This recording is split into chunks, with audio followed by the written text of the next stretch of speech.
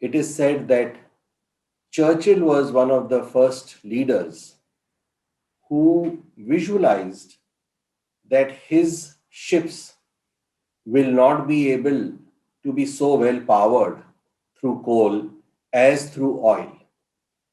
And he was the leader who started taking the ship fueling through oil engines.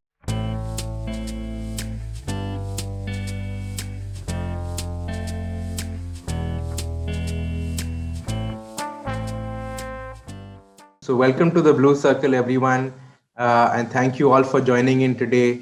It's such a big privilege and a pleasure to reconnect with everyone, our distinguished panelists who are handpicked because of the think input and the rich experience they bring in.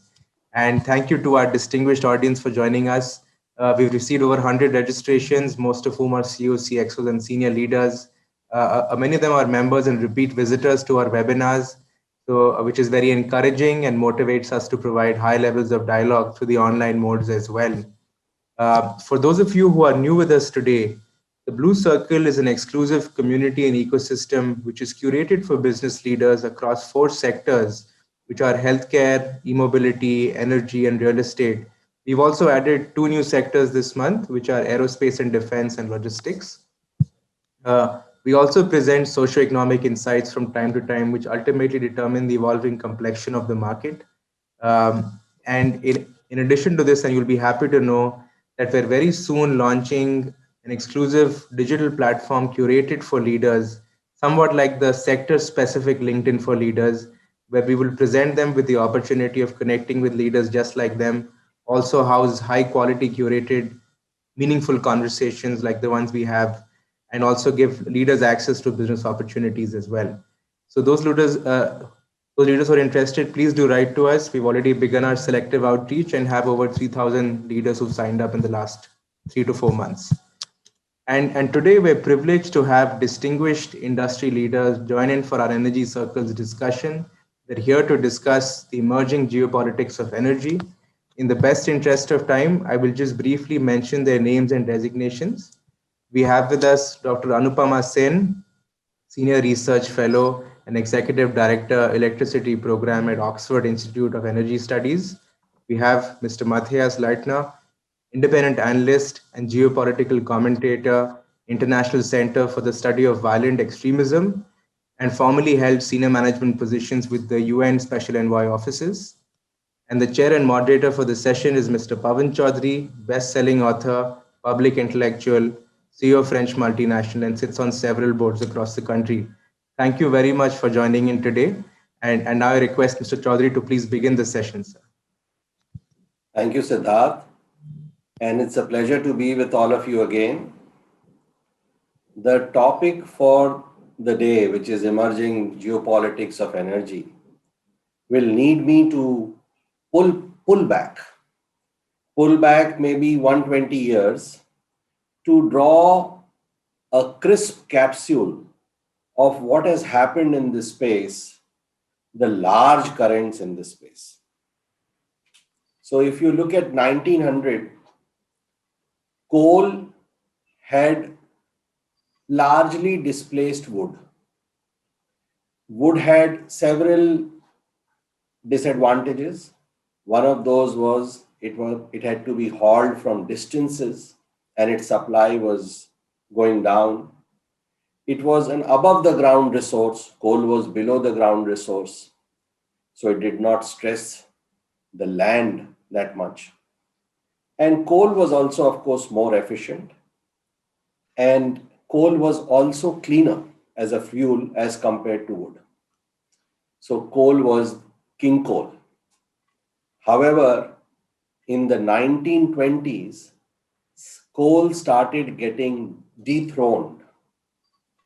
Anecdotally, it is said that Churchill was one of the first leaders who visualized that his ships will not be able to be so well powered through coal as through oil.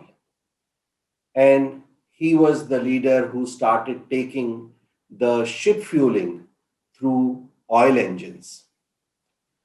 However, there were several other things which went in favor of oil. But directionally, coal started losing its preeminence. And Churchill, as you know, anecdotally, as is his carving out the territory of Iraq is attributed to his protecting his oil supplies for the United Kingdom. US carved out the protectorate of Saudi Arabia and the Gulf for itself. USSR reached out to CIS countries and established its hegemony. China reached out to Iran, Sudan, Nigeria, and secured its oil and gas pipelines and reserves. So the needle started moving towards hydrocarbons, which are oil and gas. From king coal, it went to hydrocarbon man. So oil and gas was easier to transport, easier to mine, more humane in mining because for mining of coal, men had to go underground in the mines. And a differential pricing was also adopted by oil and gas. Oil was selling at a very high rate in the automobile sector, but heavy oil and heating oil was priced many a time below its cost of production because it had to compete with coal there. In the automobile sector, coal was not a competitor, so the prices were kept high. Demand reasons also came up. Oil and coal were oil and gas were cleaner, more efficient, cheaper. Oil was called the smokeless fuel. Coal was the sulfur fuel. So slowly the needle started moving very slowly towards oil and gas till 1970s. But in 1973, the oil shock came. Oil rose in prices by 5 times. Coal made a comeback, and it is still used in thermal power plants or where high temperatures are required, like the steel industry.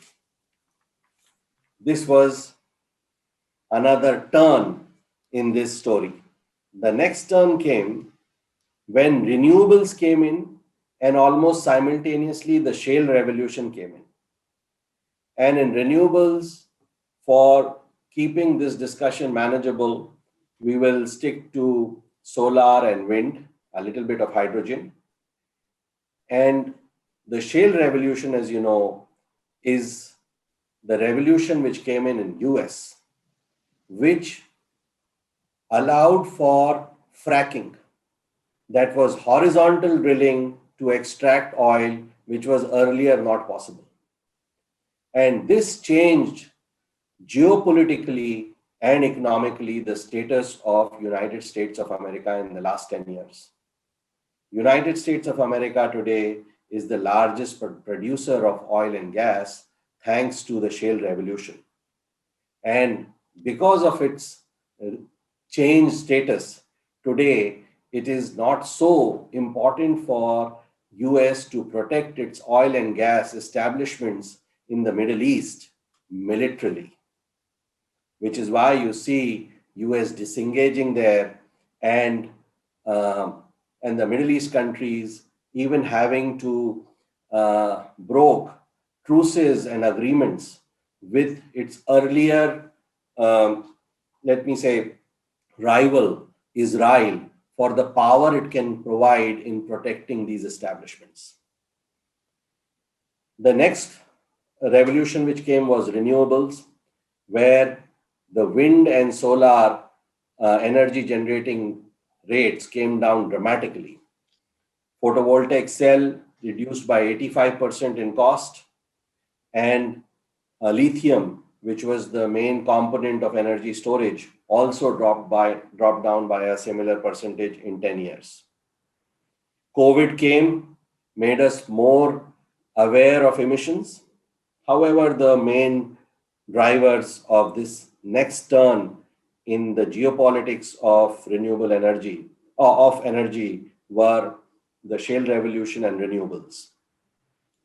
Today, the energy map is being redrawn, and the most prominent crayons which are doing this are economics.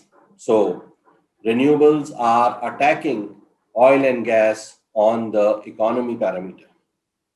Environment, which is climate change as well as pollution. The resources and technology. So, the technology is making energy which was a reserve, it is converting that only epicenter of energy, which was a reserve, to an equipment. Photovoltaic cell and windmills are equipments, and they are more local, more democratic. And even though the minerals are still geographically concentrated, there is a corporate concentration and process concentration in case of minerals. Still, the concentration is not so much as that was in oil and gas. And even though minerals are also under a question mark, as with the question that big oil should not give birth to big shovel, still the mineral scene seems to be still, at least till so far, it seems to be more democratic and more fair, despite the fact that minerals are also susceptible to unfair mining, lot of health issues, social interest, etc. Lastly, the fourth crayon is sociological. Rehabilitation of people who are associated with these traditional industries is very important in a just manner. And the social contracts which certain governments have with their people will unravel because of this change. It has already started happening. Saudi Arabia has increased VAT by 3 times in July. This is reflective of the fact that Saudi Arabia is understanding that oil, which was money in the bank, is no longer, and this reserve is depleting. So, these are the four crayons which are reshaping the geopolitical and energy map. And the last crayon, of course, is politics, geopolitics, and energy security, which is what we are going to discuss about. And this is, in a nutshell, my synopsis of a preamble for today. And I will now invite my other panelists to come in and add color to this picture which I've drawn, as well as fill in the blanks if I've left any. Anupama.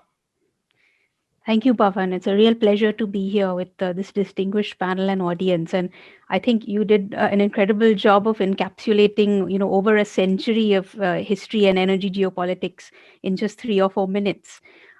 So broadly, I think just to kind of extend on those 5 criterion that you outlined, which I think was an excellent way of basically defining the problem or the area that we're looking at today. I think from within that, of course, geopolitics and politics play a seminal role basically in shaping the energy map. And I think from within those 5 criterion, the interplay between the economics and the geopolitics and the sociology and the geopolitics are kind of the 2 areas I'd like to just pick up on and make maybe 1 or 2 points that could add to our discussion.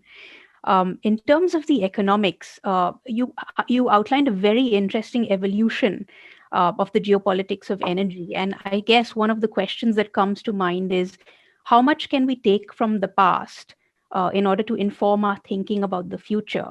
Uh, are we likely to see similar sorts of trends emerging to shape the geopolitics of energy in the next few decades, for instance? And I think looking at past transitions, one very clear lesson that comes across is there's no real instance of any source of energy completely disappearing from the energy mix. So, despite sort of the push towards renewables and away from coal and away from fossil fuels, a lot of the sort of institutions and think tanks that talk about future energy mixes still see those energy sources not completely disappearing from the mix, but basically forming maybe a small proportion of the mix in the future. And it's quite interesting because past transitions have very much been informed by, of course, politics and political decision making, but also by things like interfuel substitution. And you mentioned, of course, relative pricing, and the fact that there are some fuel sources that are cleaner and more efficient than others. So there was a kind of natural progression. And the current sort of energy transition in relation to how it will shape geopolitics is very much, I would argue, a policy based one. So there is a massive policy push, of course, to decarbonize, to reduce carbon emissions, in many countries to become carbon neutral. And that's kind of a distinguishing feature, I think, of the current changes that we are seeing and the way that that might inform the future outcomes.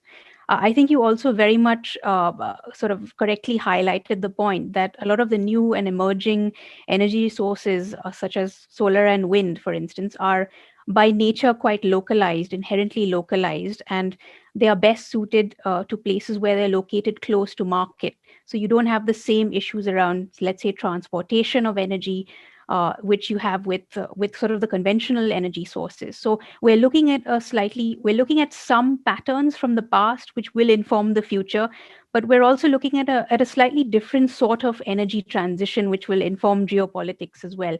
And we can get into some of these issues a bit more perhaps in the Q&A as to what it really means for individual countries, communities, societies, when we look at a changing map of energy geopolitics. I'd sort of just like to wrap up my comments with just one point, which is quite a lot of the time when we talk about the geopolitics of energy, we focus a lot on the physical security of supplies. But I think there's also an angle which is connected to fiscal security and the affordability of supplies for countries and for nations. And I think that is one thing that is really being brought out more and more, particularly over recent months, really, the affordability of energy supplies to the citizens of countries and how that's shaping the relative economics of energy and therefore the geopolitics. But I'll stop there. No, I think you have really opened up the dialogue. And if I can just share one slide, if you can see this slide which I'm sharing, it just goes on to support what you said, Anupama. You said that it will not so happen that one day the wind and photovoltaics will suddenly take over and will be the only ones playing in this energy space.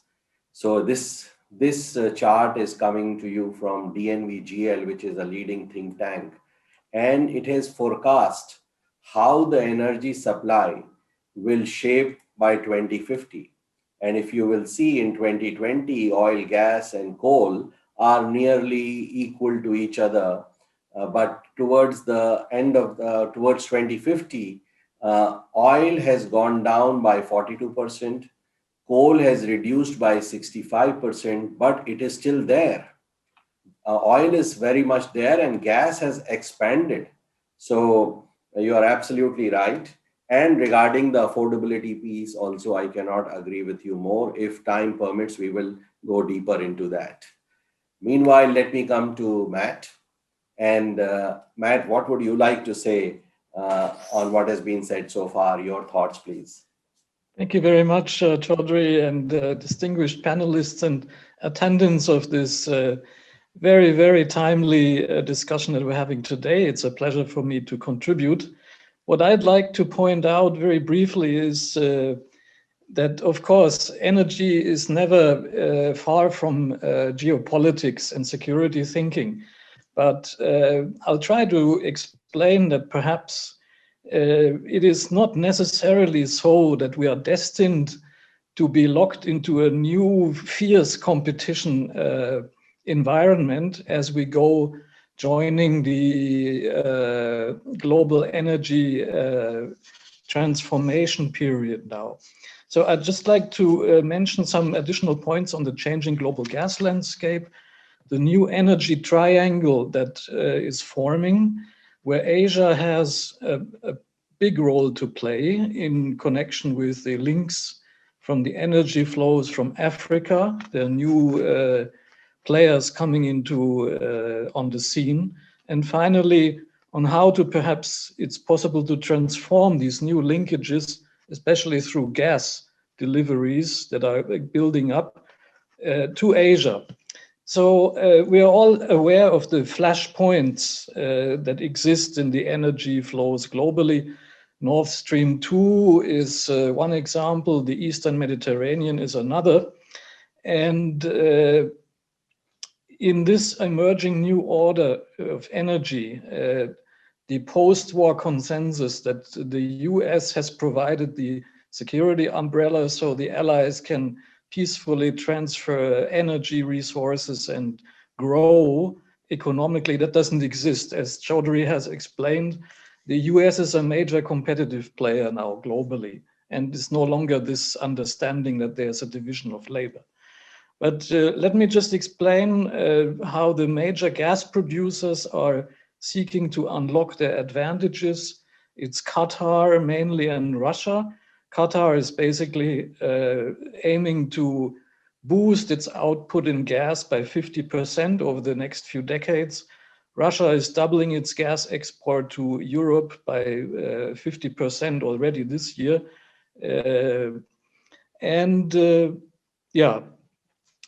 With Asia emerging from the pandemic, it's confirming the pivotal role of the Asian region for world growth and energy consumption. And the way this is delivered is more and more through gas and LNG, because it's a very convenient and flexible way to move energy around where it's actually needed.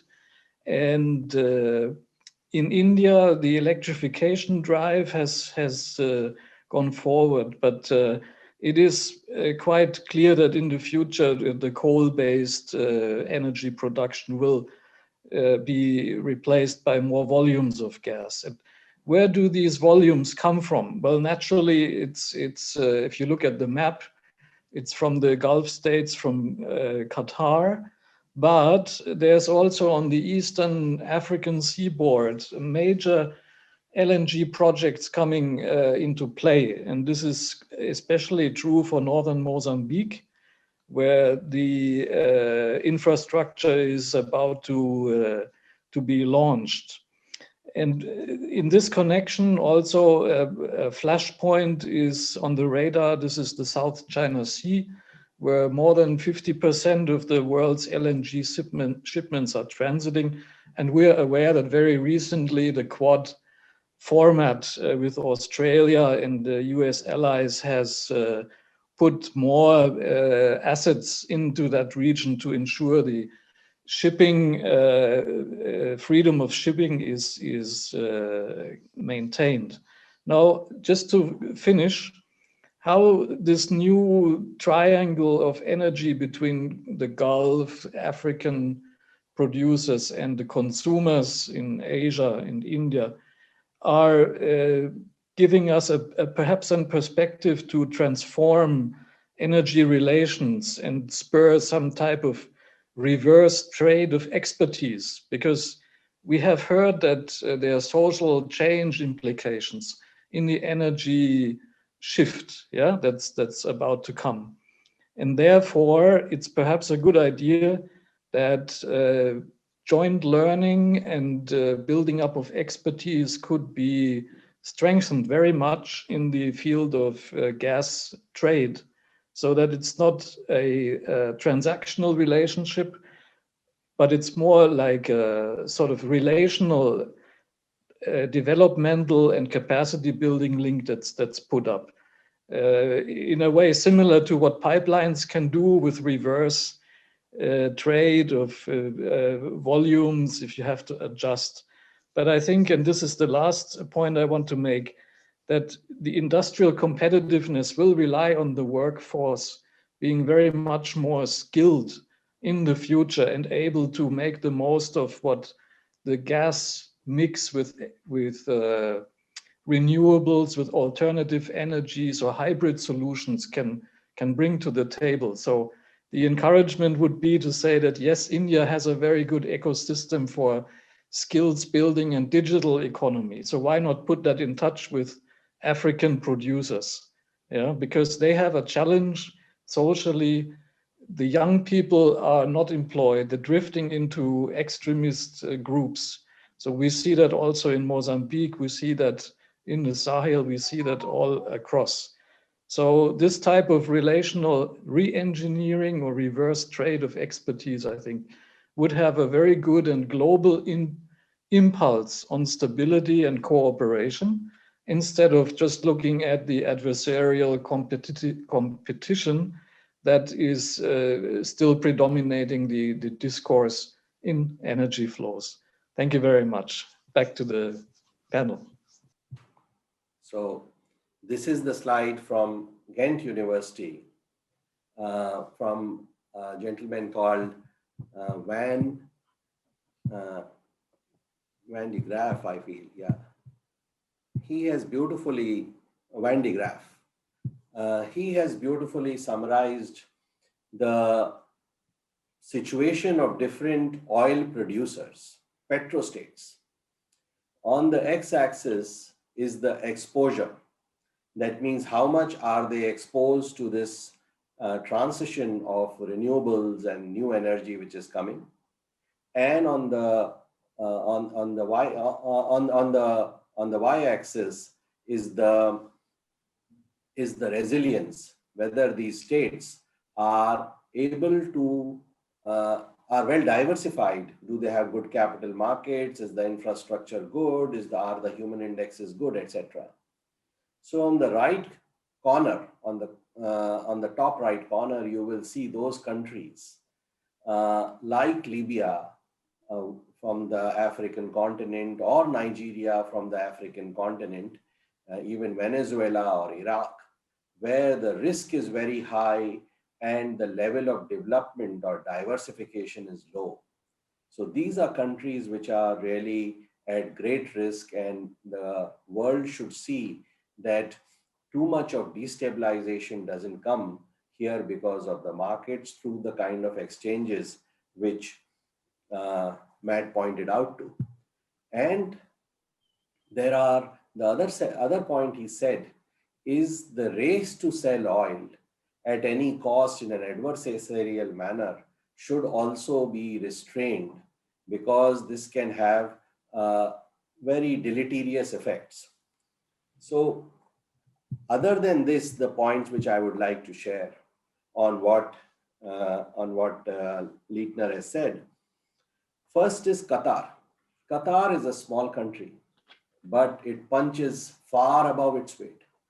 You have seen how the ruler of Qatar, who actually I find to be an extremely wise man, has been able to balance all the forces in his neighborhood with some support from the very big armed force there of Iran, and navigated in such a manner that it really plays a very big role on the energy map.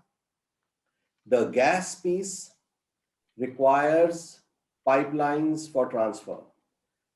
It can, of course, be liquefied and transported as a liquid, which is liquefied gas. And that has also started happening now. As far as India is concerned, India is now, as both of you would know, is a big buyer from US, both of oil and gas. South China Sea, Leitner referred to, is actually a flashpoint today. South China Sea, Matt also referred to the right of innocent passage, where warships are allowed to pass through your territorial waters without disruption, and they should pass through expeditiously. But we know very well the US, which has the largest maritime navy in the world, their warships are passing through those territorial waters which China claims as its own in a zigzag manner.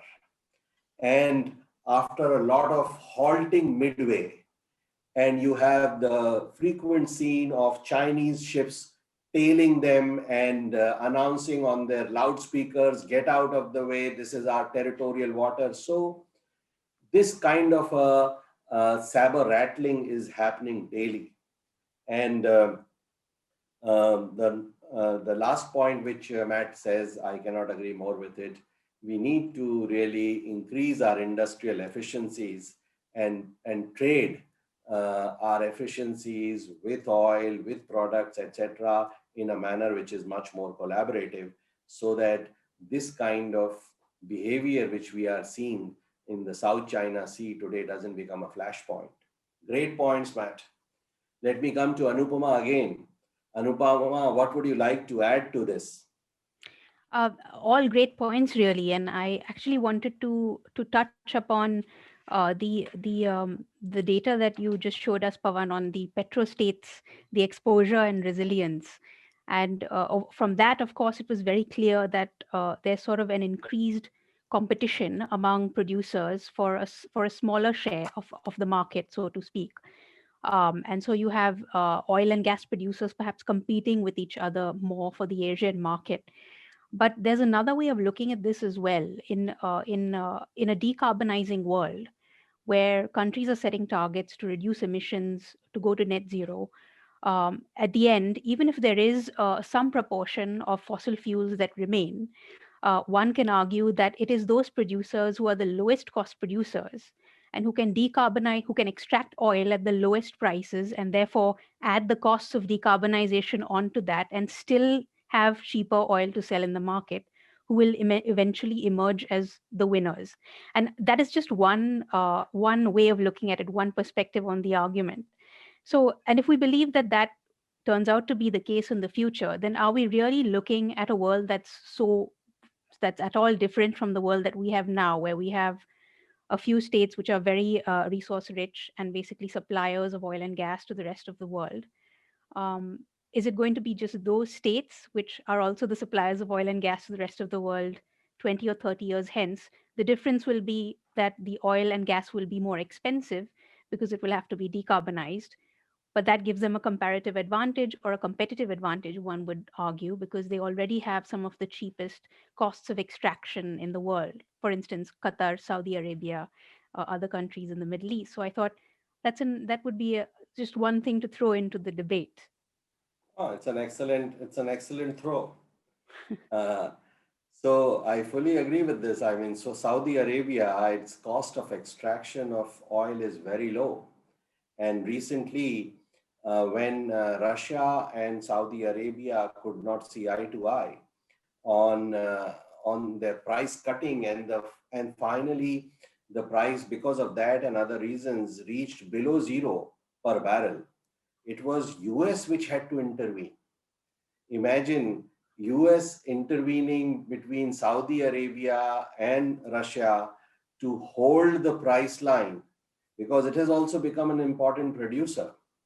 So the point which you are saying is those countries which will make more profit, which have low cost of extraction, will they come forward and play some role in reducing the carbon footprint of the consumption of their fuel, or in some other way giving back to the buyers the ability to reduce carbon emissions which are caused through products which they buy from them. Great point, but let me ask Matt. Matt, what do you think? Do you think that something like that can happen? And who would be the best supervisor for such an arrangement if it can be brokered? Matt. Yeah, I think if we're looking at the emergence of what can be called superpowers in the new energy landscape globally, yeah, maybe we have looked at the right candidates. Yeah, I mean, we know the US is not going to go away from this picture, even though they might, in some regions, be less present than they have been. Then the Gulf states, yes, also. For the arbitration of these relations, I think, first of all, there's the political political angle, I mean, the regional cooperation that exists in the Gulf, although the GCC is not as strong as it used to be. Globally, I'm not sure if we can get to that stage, you know, because the G20 is perhaps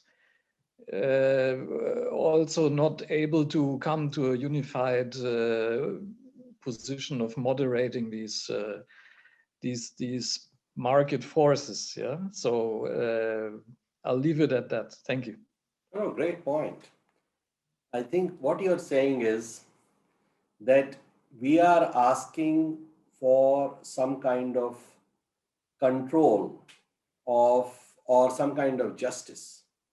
But the jury has disbanded. The G20 is not there. US is not there.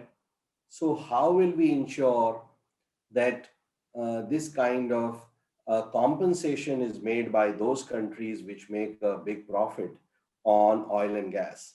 And the second point, which is a related point, which Anupama also brought in earlier, what about the investors? The investors become extremely jittery after they see a peak. So if they saw a peak for a peak demand for coal in 2014, now they know that the slump is going to come now. And similarly, in 2019, they have seen a peak in oil demand. And they also know that so many competing technologies are coming. So they also are not so interested or not so committed to that space as they were earlier. So it will be interesting to see if a new order will emerge.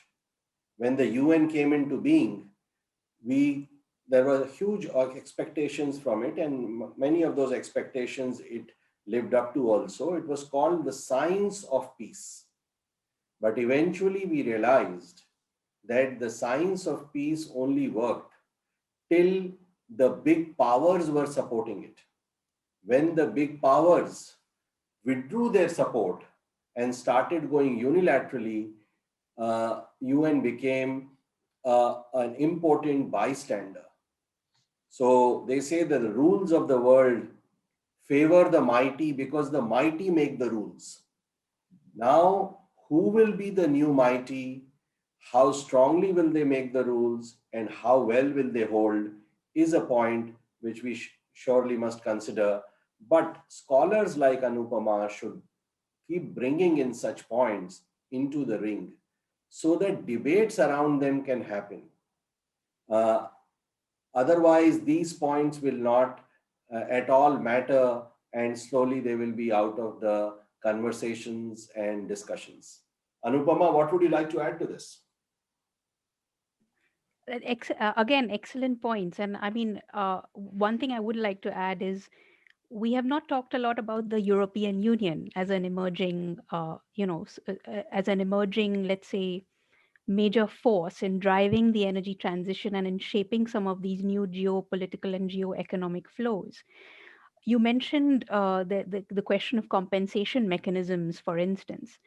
And I'm sure Matt can add a lot more on this than I can. But for instance, the things that are being talked about today in the context of climate change and decarbonization, such as carbon border tax adjustments, the certification of emissions from various sources, these are all instruments and tools that could basically simulate some sort of compensation mechanism, or actually recognize that there are issues around inequity and justice involved in the energy transition and in shaping a new geopolitics.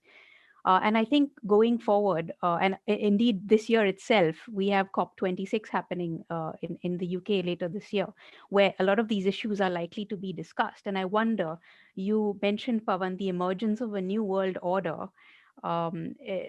Is one actually beginning to take shape, and will the big influence in that new world order be more the European Union, which basically is the region that's arguably leading on climate issues at the moment and has recognized the problem quite clearly? So I'd just like to throw that into the mix and see whether Matt has something to say on that as well. Tell me, Matt, and Matt, let me add something to this so that you can comment on both. Alpna is saying that EU can be one such bloc. And I am proposing another bloc also, Russia and China. Now, you were speaking about a non-transactional relationship. The most non-transactional relationship I see emerging is between Putin and Xi, because Putin is teaching Xi to make pancakes, and he has accepted the role of a junior partner. He is taking the best flavor of ice cream to Xi, which he likes a lot from Russia in a solid ice container, whatever. So the real relationship which is forging there, which is non-transactional, is I see emerging as between them.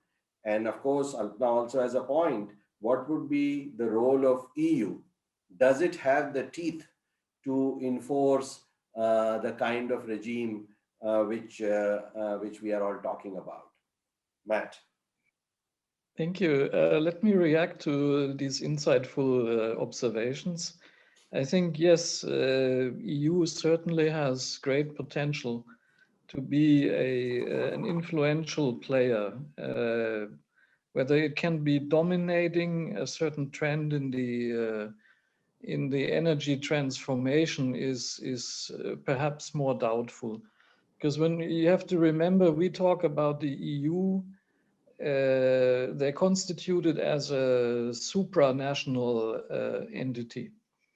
But in reality, if you look at their own internal politics, there is a certain degree of political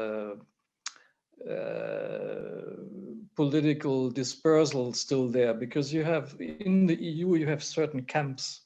You have the countries that are called the thrifty countries that have a more conservative fiscal attitude.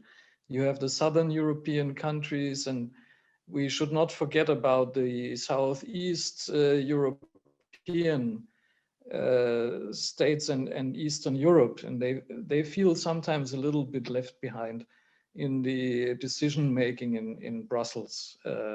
Also the ones that want to join the EU in the near future, the accession candidate countries. So the cohesiveness of EU even if they bring the good standards and the useful tools and technology to transition in the energy mix and become carbon neutral, how they can jointly go about popularizing and externalizing this is another question. And let me just add one more thought, since we're talking blocks of states that can help bring better equity in the energy transition and the energy flows in the future. We have the so-called Brics group of countries that includes Brazil. And I think you cannot talk about a global energy order or a map without looking at Latin America. Of course, in the near term, perhaps it's much more Asia that will be the dominating ground for these changes to really take place. But I mean, it's also something for Latin America of emerging from the Monroe Doctrine that they used to be the backyard of the US, quite simply. I think this will no longer be the case. And you're seeing already some countries there, like Colombia, is a country that is, it has challenges in their own social and political makeup. But they are looking at possibilities how they can become in the active LNG producer. And Brazil certainly has technology that they're trying to export also to Asia in floating LNG plants, for instance. So, the whole discussion, I think we're on a good track here to say where can be the commonalities where people are willing to act together to overcome inequality effects of the new energy landscape. I think the commonalities really will quite clearly lay in what the players can bring to the table in skills and advanced solutions, so that this new energy mix is a little bit more dynamic, and it cannot only be given to one or two energy superpowers. Excellent. So you are saying that the current jury, the last jury of the world has disbanded and the European jury is dispersing. You are saying that there are quite a bit of fissures. Yes, in the last few months, we have seen that there are quite a few fissures within the EU itself. It is not one cohesive whole. And just to support what Anupama said, that there are two countries surely in the European Union which are also very much dependent on their exports, which is France and Germany. Germany, 55% of its GDP comes from exports. So it would like to be a multilaterally acceptable country, also acceptable to China. On the other hand, China's exports dependence to GDP is only 17%. That means China is so much more dependent on its domestic market that it can really flex its muscles internationally more recklessly, let me say, or more be indifferent to what happens to the reaction. Having said that, as we were earlier discussing, Germany and French ships have moved towards the French warships have moved towards the Indo-Pacific Ocean on the beckoning of the Quad, and especially the US. And you had also mentioned the Quad earlier, Matt. And now by bringing in the Brics, you have really encircled the globe through our discussion. You have brought in the Latin American piece also very beautifully in this discussion. Thank you very much for that. Now let me come back to Anupama and ask her what is it that she would like to say before we close this round and take up some questions. Sorry, I think I wouldn't disagree with what Matt has said, and just to sort of add to what we said about Latin America, yeah, I think it's constantly a region that's not really forgotten, but maybe overlooked, with the exception of perhaps Venezuela, because it's a part of OPEC. So I think there is a lot of potential for South America certainly to become a bigger player in the global energy picture. But also, I think that the nature of, let's say, clean energy, the nature of the clean energy business is a lot more sort of fragmented across in terms of the globalization of supply chains across different countries. And so I wonder whether it won't have a similar kind of clout as to being a producer of oil and gas, where you have all your production facilities in one country, you have the extraction business in one country, and you employ a lot of people. It's very sort of labor intensive or capital intensive. So I think that the nature of those two businesses are very distinct. And I think when it comes to renewable energy, certainly Latin America has made great strides there because of their capacity of hydro, and also because they've managed to develop sort of cross-country power markets as well in quite an efficient way. And indeed, they've managed to pioneer sort of some of the auction designs for renewable energy. So I think I wonder whether we're moving towards a discussion where we're talking about the geopolitics of conventional sources of energy, and then whether that translates or maps directly onto the geopolitics of clean energy, where the supply chains and production chains and the labor intensity are different, basically. I think you have a great point. It does not transpose directly, because earlier it was energy was a resource, and now it is, as we were talking, an equipment. And this equipment, whether it is the photovoltaic cell or the energy storage device or even the windmills, they are very much dependent on minerals. And these minerals are dispersed in different countries. So Latin America, one of the questions says this, that Latin America, will it become the powerhouse of renewable energy because it is so mineral rich? Yes, it is mineral rich. However, there is not only geographical geographical availability, but who owns those mines? China has, and other countries also, some other countries also like Japan and Korea, have looked at it before others and have acquired controlling interest in many such mines. Plus, the processing of, let us say, lithium is 80% based in China. So even if some other countries do have lithium, the processing for processing they are dependent on China. Plus cobalt. Cobalt is based in maximum cobalt is based in Congo, which has its own issues regarding safety, social unrest, health, etc., investor interest. And similarly for copper, the situation is pretty different. And secondly, oil used to get consumed. Oil and gas used to get consumed, and then there is no residue left which can be reused. However, these products, these minerals will be recycled and reused. So they will, the price of any particular mineral at a particular time will influence the price of the battery, let us say, at that time. But it will not be a recurring cost like it was there in the case of oil. So that difference in economics will also create a new template of geopolitics. Um, so, so I fully agree with you when you say that it will not immediately transpose just like that. It will be quite different. Uh, Now let me come to Matt, and let me ask the first question, which is related to what he just said.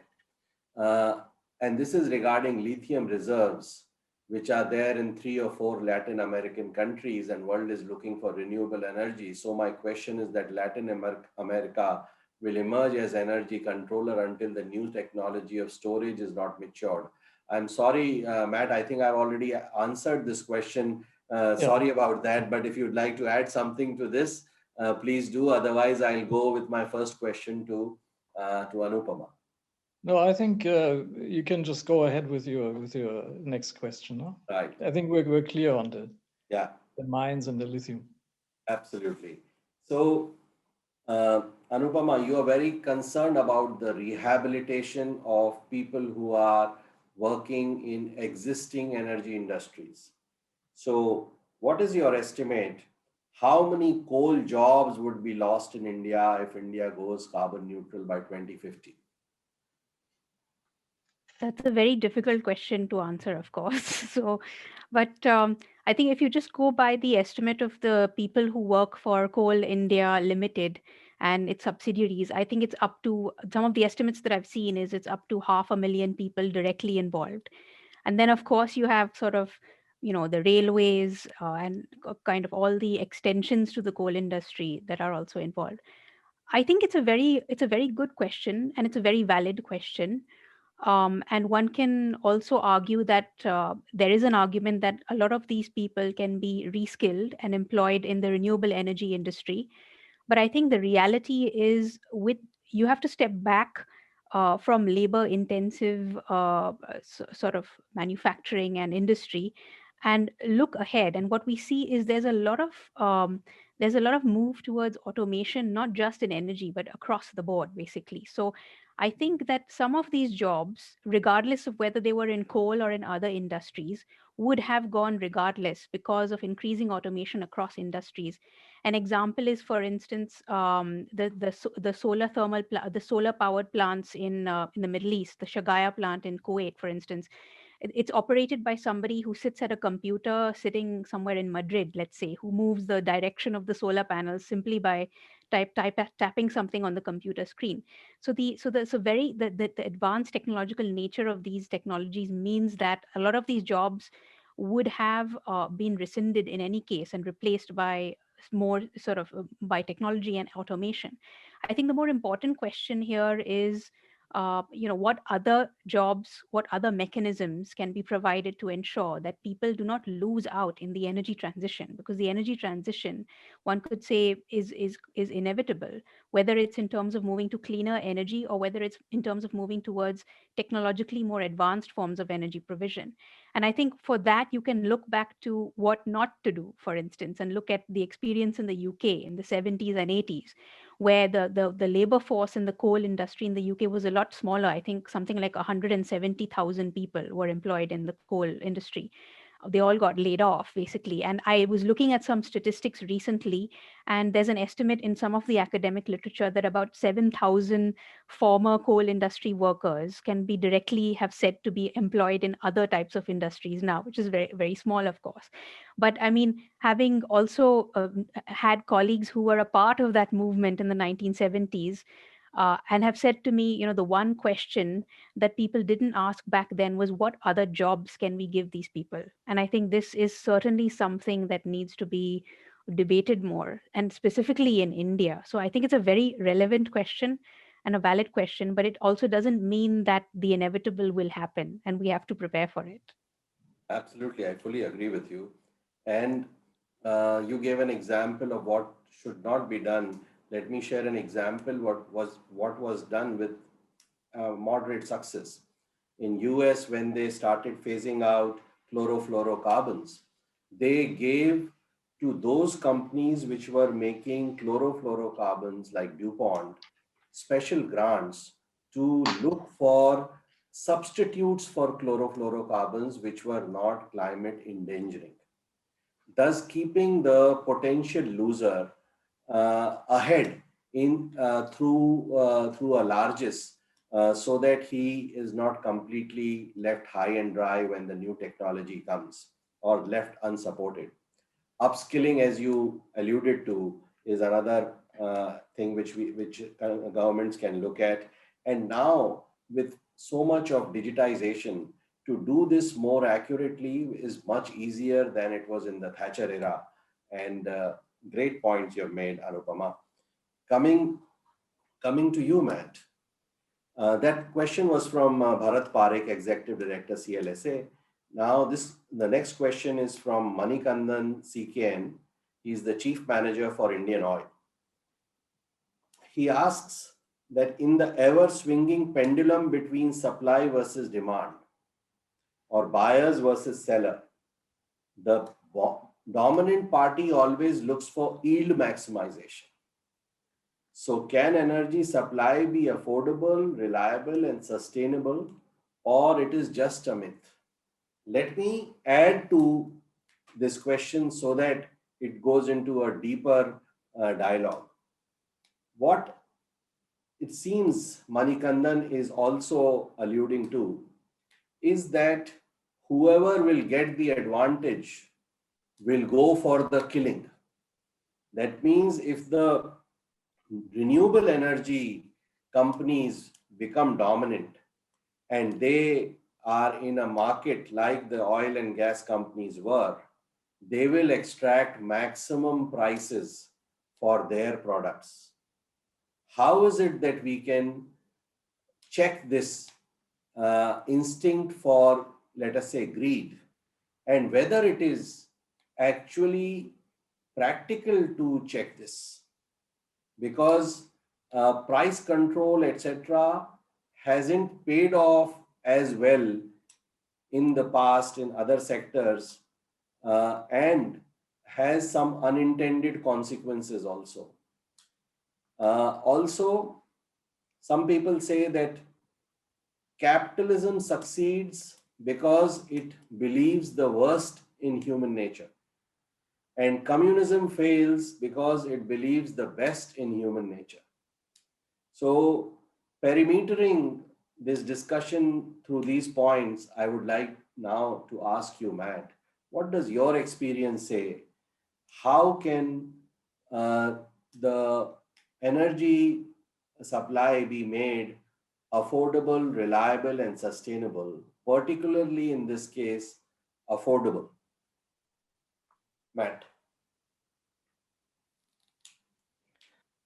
Well, thank you. And this is actually a very deep and relevant question. And I can only answer it from the perspective of someone who has done a lot of work and practical study in conflict prevention and international relations with an emphasis on geopolitics. You probably needed a behavioral scientist and an economist to answer that question fully. But affordability of energy and supply, I think you need to look at who you're going to give this to. So who are your customers? And perhaps it's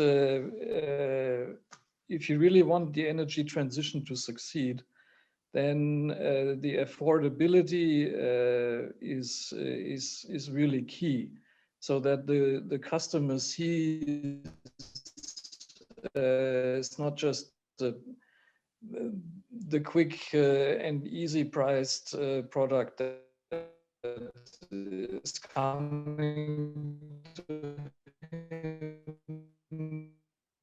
but there's a sort of, I think in the discussion you need to add, so the well-being of the planet, I think this will enter into the discussion more and more when you look at rolling out energy solutions in the future.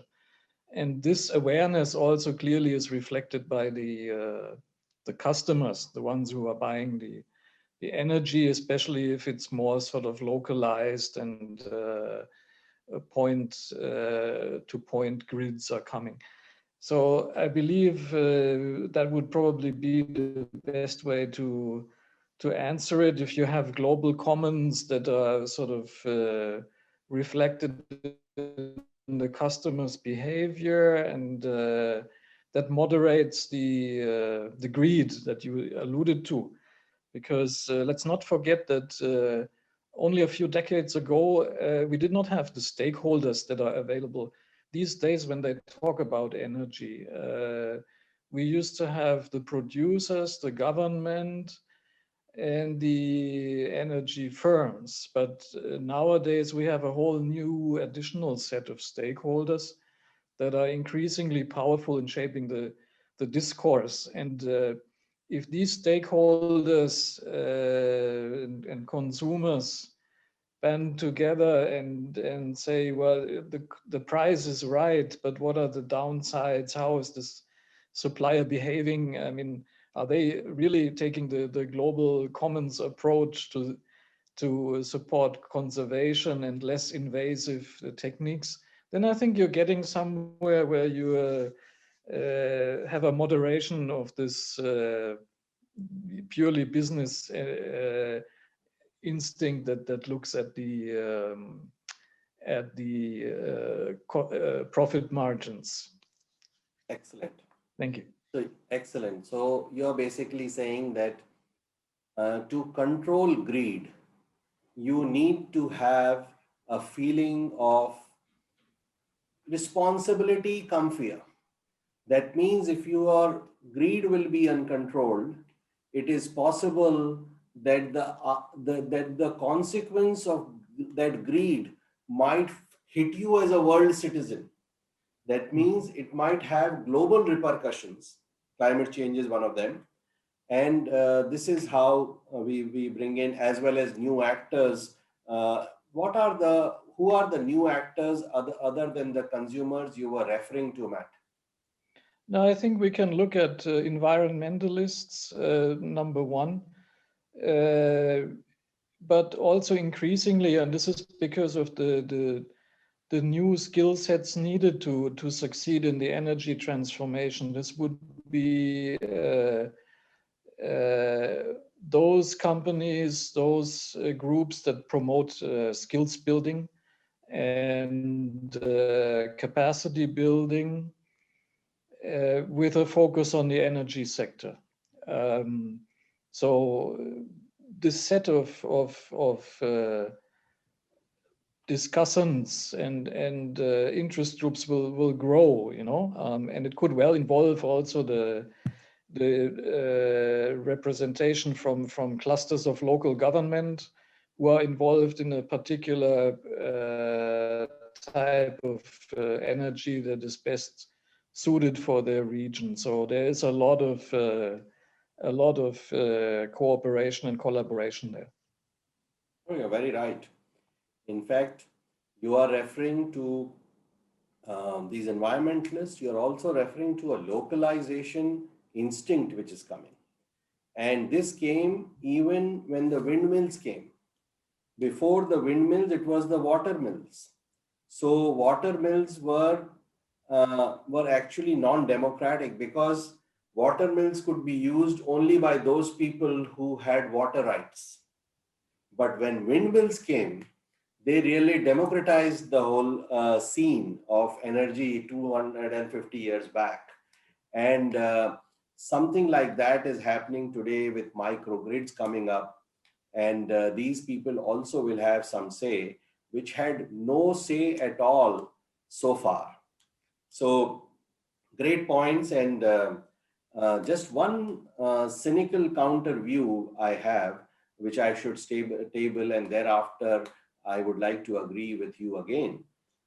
That cynical counter view comes from this statement that the sheep can take out as many resolutions as they wish against non-vegetarianism, but till the wolf remains of a different opinion, non-vegetarianism will prevail in the world. Which means if the large powers remain mercenary or self-centered, let me say self-centered, then this kind of collaborative global commons approach is more difficult to come. At the same time, why I disagree with this cynical statement today is because COVID has shown us that you may be very large, you may be unaffected by what other countries can do to you, but you cannot be unaffected by what nature will do to you. Nature is more powerful than you, even if you are a superpower. So great point, Matt. Really appreciate your bringing in this thing. And let me go to Anupama now. There is a question for you, Anupama. Venkat Sundaram is asking this question. In emerging markets, including in India, these markets are exploring green hydrogen as a possible new technology in the power sector. How mature is green hydrogen as a technology, and where do you think it is going? Please first explain to all of us what is green hydrogen and then move. Thanks. Sure, that's an excellent question. And so basically, one of the options that countries are looking at to adopt to kind of decarbonize their power sectors and also decarbonize their economies is hydrogen. And there are two basic ways of producing this. One is by extracting natural gas and capturing the carbon from that, storing the carbon, and that's blue hydrogen basically. So that would basically involve the natural gas business being sustained, but you're actually using it to produce hydrogen. The second way is green hydrogen, and green hydrogen is produced through a different technology, a couple of different technologies. So green hydrogen is essentially where you use renewable electricity, and you can use a technology like an electrolyzer, for instance, to produce hydrogen. So you're essentially producing hydrogen from renewable electricity, as opposed to producing hydrogen from decarbonizing natural gas.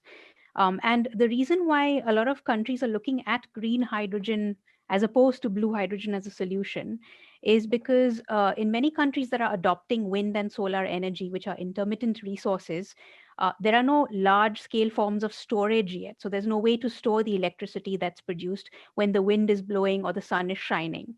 And so there are times at which demand on the system might be very low, but you have an excess of wind blowing or sun shining.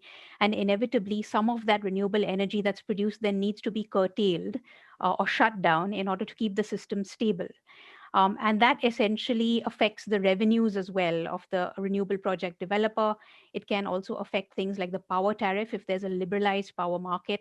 It can lead to price volatility. And so one of the solutions that's being looked at is to actually try and utilize some of that excess renewable electricity, capture it, convert it into hydrogen, and then reuse it at times when intermittent renewables are in short supply. There are different technologies that are being looked at in green hydrogen, and indeed different pathways to green hydrogen. It's still at the demonstrations phase, I would say. So it's not a mature technology yet. There are some pilot projects in Europe, and Matt will know a lot more about this as well, because Germany is one of the places which is really pushing for green hydrogen as one of the technologies that can be used to decarbonize its economy, where you have kind of localized clusters where hydrogen is produced and used on site for high temperature processes, for instance, in industry. The drawback of green hydrogen, using green hydrogen in certain sectors like residential usage, for instance, or non-heavy industry, is I believe its conversion efficiency. It's essentially a conversion technology. So the conversion efficiencies are not very good at the moment. And so a lot of the energy is lost in the process of conversion of green hydrogen. And that then feeds into the commerciality of that technology. So until we find ways in which the technology is more mature, is more developed, and you reduce the conversion efficiency losses, other technologies comparatively are more competitive. But it is so. But as opposed to a business where you're extracting fossil fuel to make decarbonized energy, you're basically using decarbonized energy to make hydrogen. So yeah. And what are your last and quick thoughts on Ramkrishna Gildial's question? Ramkrishna Gildial is interim CEO and founder of Anke Energy Efficiency. He says, I see a lot of focus on what is green or carbon neutral in sources of energy. However, there is little or no focus on energy efficiency. What should a company like us do to get industry and institutional traction? That's again an excellent question. And some would argue that if you only focus on energy efficiency as a policy on its own, without integrating it into other policies within the economy, then energy efficiency is kind of the low-hanging fruit, right? You get efficiency by just replacing everybody's light bulb with a very energy efficient light bulb, for instance, or replacing an intensive process with a less intensive process. But then there are some effects of that. You hit a ceiling with the amounts of gains that you can make through that route, because what you actually need to do is embed energy efficiency into the consumption patterns of not just residential consumers, but also industrial consumers, to make sure that those gains keep on coming. There is something called the rebound effect, which academics study in regards to energy efficiency, which says that you hit the ceiling because when a consumer is using an energy efficient appliance, sometimes, and this is where the behavioral aspect comes in, sometimes they use more energy than they otherwise would have used because they believe they are being more efficient by using this appliance. So I would argue that in order to really take advantage of energy and efficiency, you need to account for these sorts of behavioral aspects as well when you're making a policy on energy efficiency. So don't make it a standalone policy, but you need to try and integrate it into wider frameworks in the country and account for things such as rebound effects, which place a natural limit on how much you can do with energy efficiency. Absolutely. In fact, a similar study done by Blue Circle came to the conclusion that many of the freebies given to several villages in India in terms of free power actually led to the use of non-energy efficient devices and very wasteful use of energy. So many a time you try to do good, but if your policy is not very thorough, then there can be unintended consequences like the one which you alluded to. It was really great interacting with both of you. We looked at the historical evolution of the geopolitics of energy. We saw how economics and environment is still driving it forward with the help of technology. We saw that even though other energies, traditional energies of hydrocarbons and coal will reduce in proportion, in the proportions which they are used today, They will not go away, at least for the next 30 to 50 years. And we also saw how we can ensure that the rehabilitation which happens in these sectors is just, and how some collaborative ideas can come in handling the conflicts or the differences which are emerging between various countries before these differences become disputes. So thank you very much, everybody, and I will pass it on back to Siddharth. Thank you very much, sirs and ma'am. Such an insightful discussion. Excellent perspectives and points came from it. Our leaders and I took several nuggets, and I really wish we had some more time. And thank you to our leaders in the audience for staying all the way till the end and for sharing excellent questions. Along with our weekly webinars, we will soon be taking these discussions on the exclusive digital platform which we're creating. We're sending out invitations to select leaders across 6 sectors, which are healthcare, energy, real estate, e-mobility, logistics, defense, and aerospace. So whether you would like to engage with us on our platform as learners or leaders, you're invited to connect with us for membership and join the energy circle and also get access to the other allied industry circles which we're building. So thank you very much once again. We look forward to having such discussions in the future. Thank you very much.